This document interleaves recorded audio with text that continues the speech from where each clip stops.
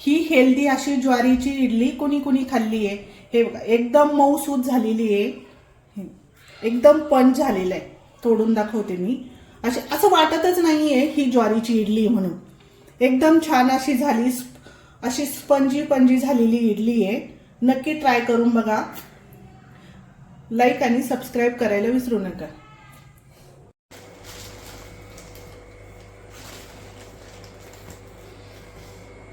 ज्वारीची इडली करणार आहे. ज्वारीची इडली करण्यासाठी हे मी 3 वाट्या ज्वारी घेणार आहे.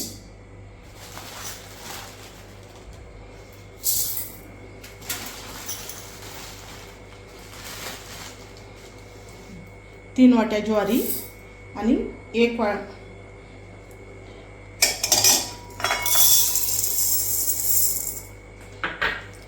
ही 1 वाटी उडदाची डाळ.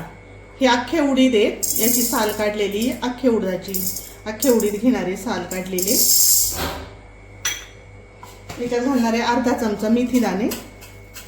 हे आता हे आपण चांगलं धुवून भिजत घालणार आहे. आता याला मी नळाखाली 4-5 पाण्याने धुवून घेणार आहे. हे चांगलं स्वच्छ मी नळाखाली चांगली ज्वारी धुवून काढली आहे. याच्यात आता बुडेल एवढं पाणी घालायचं आहे आपल्याला. आणि ही उडदाची डाळ ही रात्रभर आता मी असंच भिजत ठेवणार आहे. हे रात्रभर असंच भिजत ठेवायचे आपल्याला. ज्वारी भिजलेली आहे, उडदाची डाळ पण छान भिजली आहे.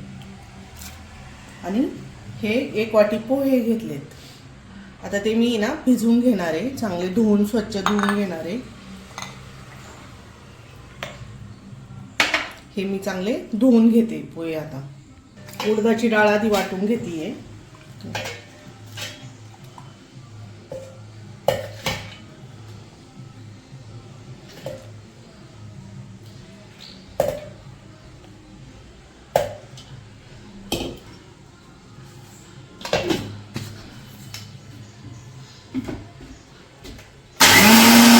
हे जे पाणी आहे उडदाचं हेच घालणार आहे याच्यामध्ये. याने चांगलं पीठ फर्मंट होतं.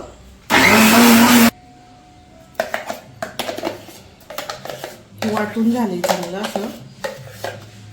डाळ चांगली बारीक वाटायची.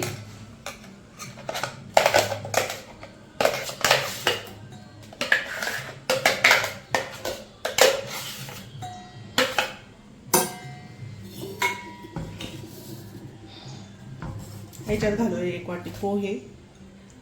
पोह्याने चांगला मऊसूतपणा येतो इडलीला, म्हणून पोहे घालायचे.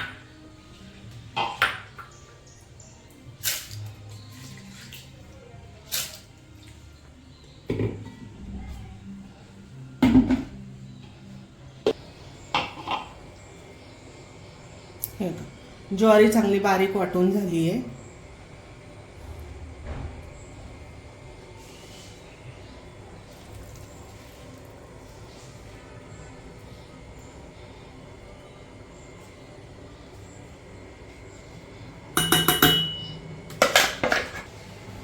हे सगळं वाटून झाले.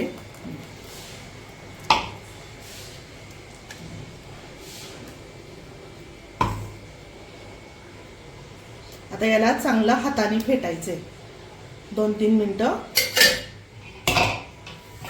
जितकं हाताने फेटाल तितकं हे फर्मंट व्हायला मदत होती याची चांगली. एकजीव झाल्यामुळं चांगलं हे होतं, फर्मंट होतं. हे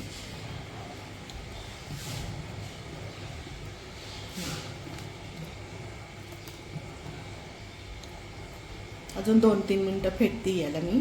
आणि हलकं पण होतं पीठ, चांगलं हलकं पण होतं.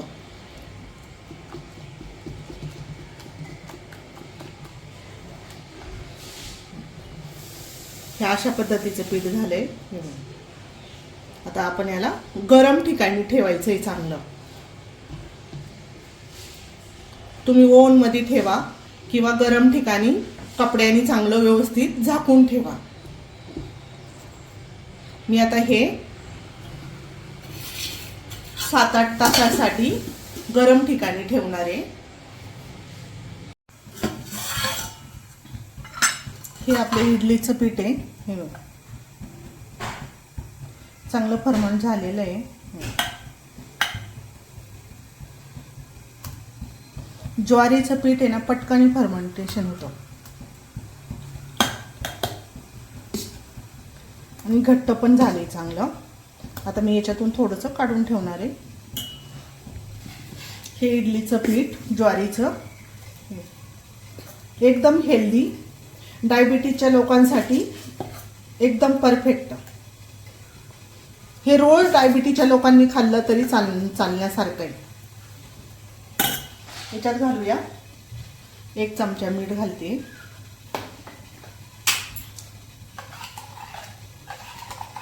अर्धा चमचा सोडा टाकते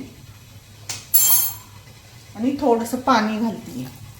थोडंसं घट्टच आहे पीठ. चांगलं मिक्स करून घ्यायचं याला. एकदम हेल्दी रेसिपी ही, वेट लॉस साठी एकदम चांगली आहे. ज्याला वेट लॉस करायचंय त्यांनी आवर्जून ही इडली खा. रोज खाल्ली तरी चालणारी इडली.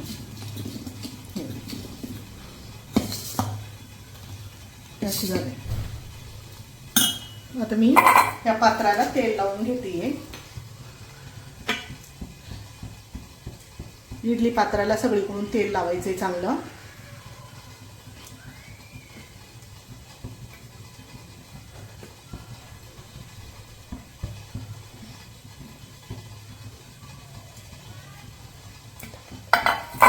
हे मी आधीच पाणी गरम करायला ठेवलं होतं. याच्यामध्ये पाणी उकळल्याशिवाय अजिबात इडली सोडायची नाही, टाकायची नाही त्याच्यामध्ये.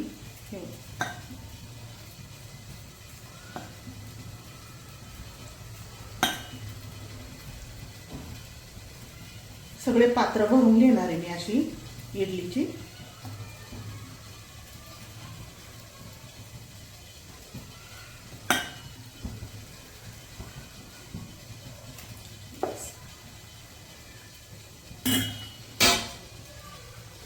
याच्यात आता ठेवून देणार आहे.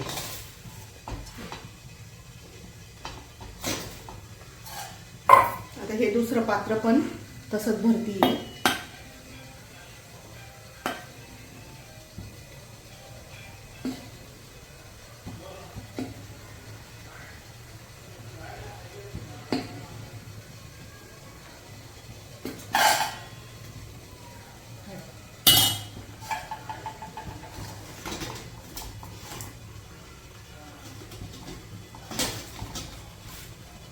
आता याला 15 मिनिटासाठी वाफवायला ठेवणार आहे. आता आपण इडली झाली का बघूया.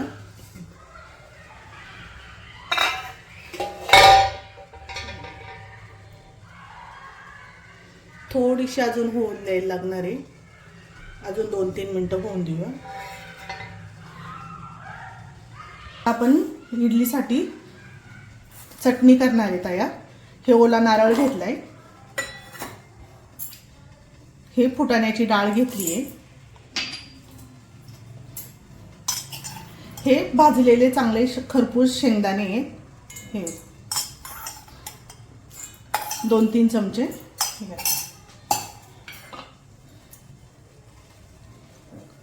2-3 लसणाच्या पाकळ्या आणि थोडंसं आलं, पुदिना, कोथिंबीर आणि हिरवी मिरची.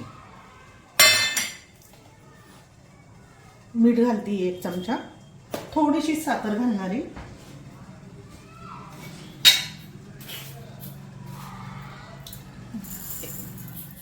अर्धा चमचा साखर.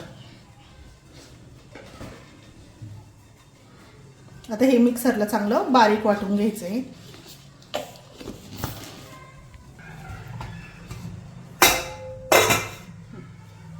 आता आपली इडली झालेली आहे. आता काढून घेते मी.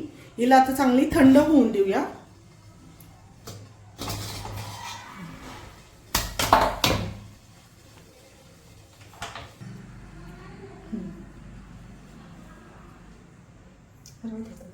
त्याचं भांडं ठेवलंय गॅसवरती. याला जरा थोडीशी पातळच करायची चटणी.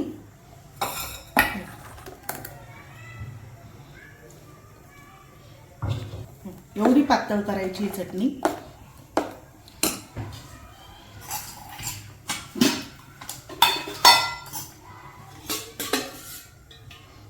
तडक्यासाठी घालूया तेल.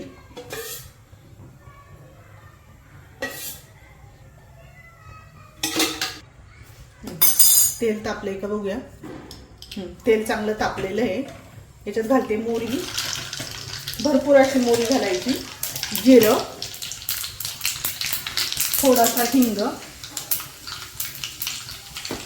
आणि कढीपत्ता.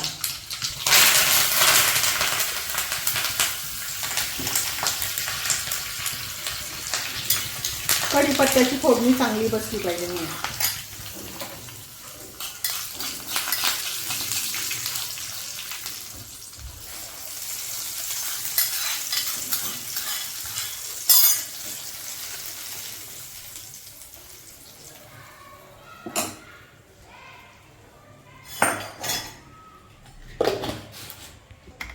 आता आपण थंड झालेलं आहे, हे थंड झाल्यावरच काढायची जरा, नाहीतर इडली निघणार नाही.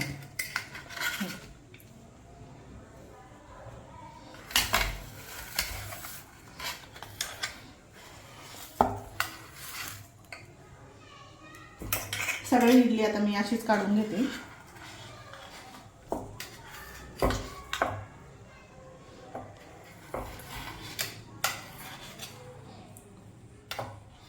हा इडलीचा फोडी मसाला आहे. हे बघा, इतका छान लागतो हा खायला इडलीवरती. आपण आता हे मसाला टाकणार आहे. चांगला भरपूर टाकायचा, जितकं तुम्हाला आवडेल तेवढा मसाला टाका. हा फोडी मसाला आहे, डोश्याला सुद्धा टाकला जातो.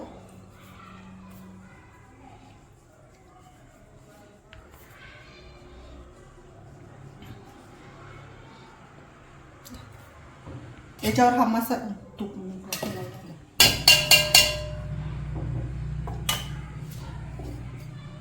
याच्यावर चांगलं तूप घालायचे. असा सगळ्या इडलीवरती टाकून घ्यायचंय तूप. तुपाने इतकी छान लागती पोळी मसाला आणि इडली. तुम्ही एकदा खाऊन बघा, तुम्ही प्रत्येक वेळेस हाच नाश्ता खासाल.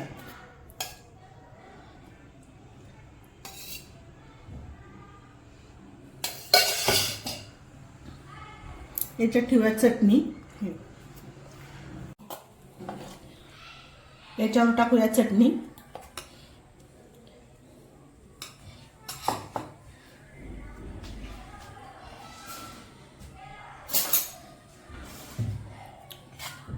मी टेस्ट करून बघते इडली कशी झाली ती.